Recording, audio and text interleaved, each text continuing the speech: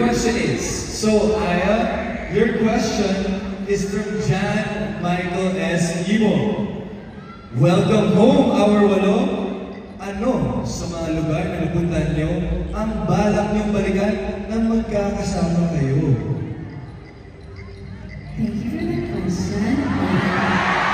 All the places that we've been to, of course, it would be nice to go back to all of the places, cities or states. But for me personally, I would want to go back to Vancouver because that's where I get to run, and knowing that that's my love language, and I would want to give that to the girls, and hopefully they will join me in running. Wow! Basta naman ang sagot, Milo? Pasado yan. Pasado sa ating mga judges. Narinig natin, pasado ang kanyang sagot. Yes. There we go. Hopefully for the next mini run, lahat ng girls natin mag 21K. Sabi ni Kulit, mukha mo. Maraming. Give it up for our candidate number 1, Beanie Aya. Thank you. Candidate, tawagin naman natin si Beanie Mika.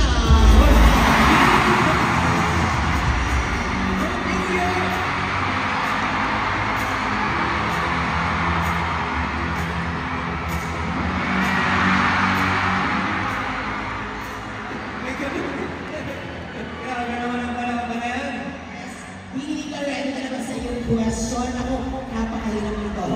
From Jermaine Velasquez, syempre may mga natry kayo new food abroad. Meron ba sa isip mo na talagang hindi mo na siya makalimutan at iniisip mo siya na paulit yung nakain mo yun? For me, actually, I really can't stop thinking about that meaty, juicy Wagyu beef that was $80 and ribs and chips and I think. Masaya, pero kaya hindi siguro nakalimutan kasi Thank you. Thank you so much. Give it up for Beanie Mika. Eto, tawagin naman natin the one half of our humble. Let's go with Beanie Gwen.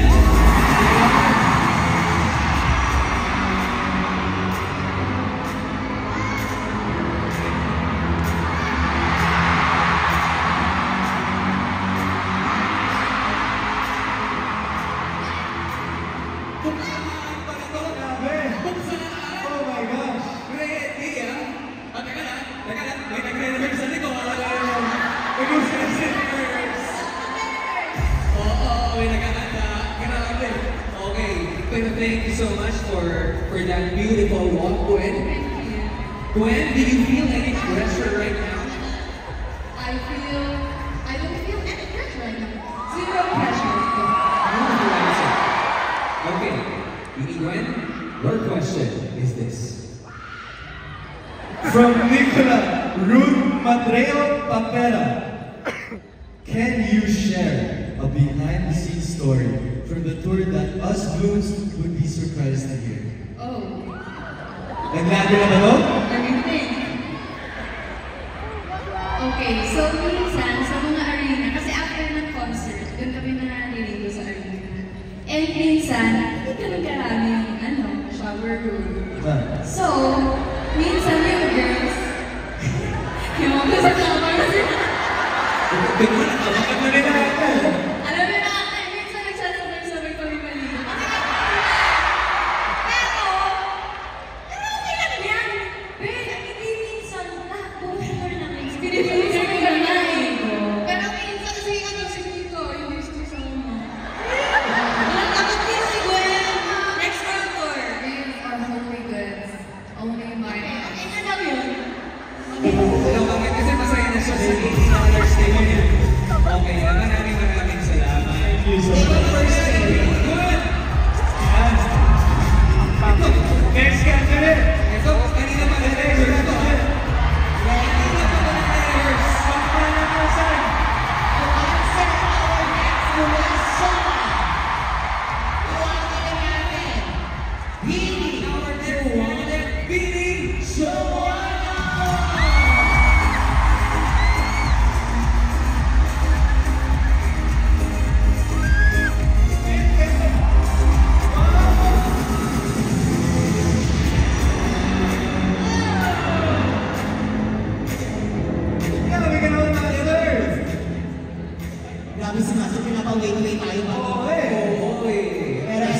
na ito, hindi ito makakapag-antay. Oo. From Regina Shane, Santa Cruz.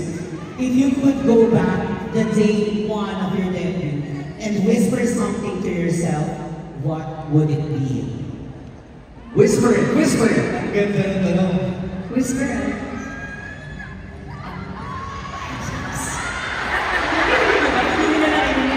Hi Joanna.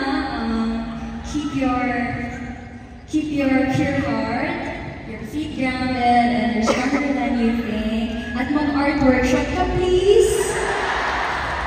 Magpaturo ka mag-drawing. Kasi magaling ka na mag-drawing yung papa mo si Tito Boy. Magaling ka mag-drawing, hindi ko alam ba't di mo nakuha. Pero ayun.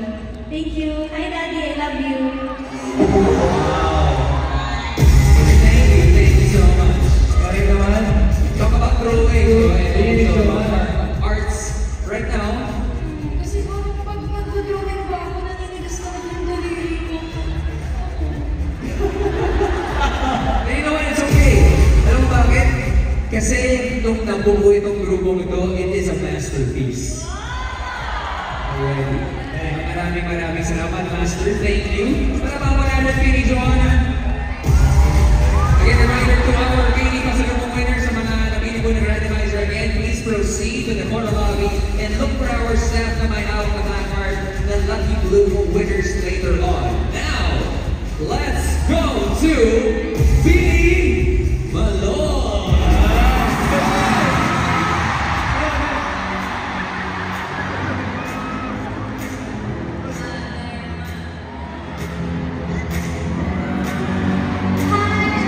I need an interpreter, please. Interpreter. Ilocos ni our interpreter. Randomizer? Nag-randomizer. Okay, are you ready for your question, Pini Malone? I'm born ready. Okay. So, Maloy, your question is from Georgette Portus. In an alternate universe, let's say you're not part of Beanie, but rather a bloom. What kind of bloom will you be, and will you show your love and support to Beanie? If I am in an alternate universe, I think I will be a kind of bloom that has a kind heart, and itatrato ko yung Beanie as humans. That's it. Thank you.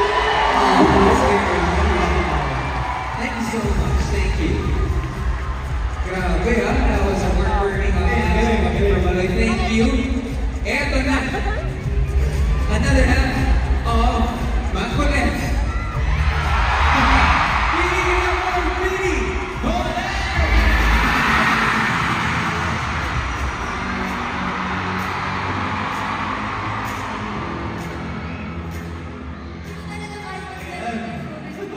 Makamadali lang itong question ito. From Jose Maria Christian Mary, what's an activity that you were only able to do on your mini pass that you weren't able to do normally? Wait. Aside sa mag-sort or sige matulog kami ng straight 12 hours. Yeah, walang alarm, hindi kami ginigising. Gigisingin lang kami nasa tenyo na kami. Yeah, so guys, nalilito ka, hindi na ako makapagsalita. Pero yun, makatulog kami ng 12 hours, like raging 12 hours. Kahit umalog yung bus, wala kami nararamdaman. Grabe.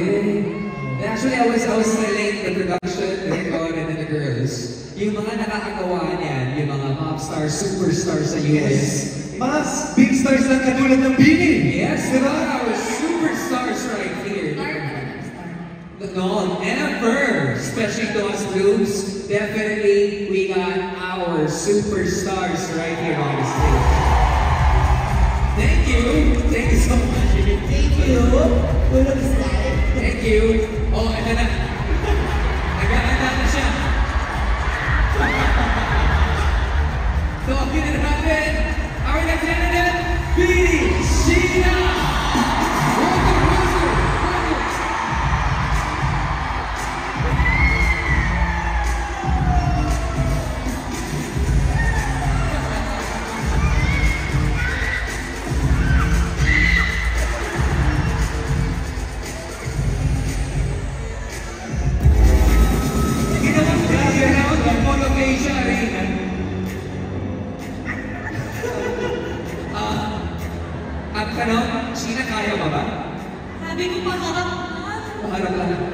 Ganda nun. Nag-world tour kayo eh. So kailangan may world tour entrance. Yes.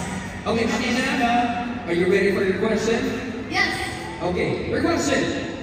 From Jana Narido. Out of all the songs that you performed during the world tour, what was your most favorite and why? My favorite song to perform is Pantropico. Pantropico is my baby. And yun na kasi yung last song. So sa Pantropico, sobrang full out namin. Pantropico. Nakikinig kami. Akala ko may ibang sabihin. Yes, yun lang. I love Pantropico. Sobrang sarap na sayawan. And yung world tour kasi ito yung 4 days sa Ibang Park. So it's something new. Thank you! Thank you. Have to say, no, grabe yung mga performance mo sa bawat pang-ataw mo, binibigay mo ng grupo. Maraming salamat, Sheena. Thank you so much, our candidate, Bini Sheena. Sheena. And last but not least, Style fans, sumigaw mga sa ating huling candidate, Bini Stacy!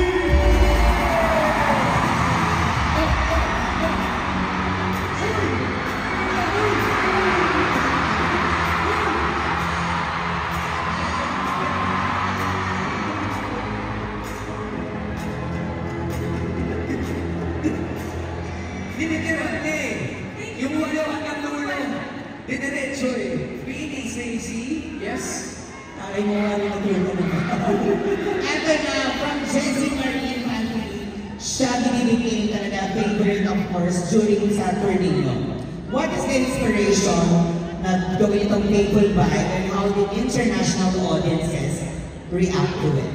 Thank you so much, Mami, for the wonderful question. Of course, we're very honored and grateful to be able to represent Filipino culture around the world. And it makes us super happy because, you know, Shaggy is not just a song or a game, it is something to be proud of. And this song allowed us to share the beauty of the game. You know, Shaggy siya po. Basta ako sa'yo, hindi mo kayo to. Sisimplihan mo ba para makagaya ka? Kasi sino mo na may susundan na, pero but you can dance like this.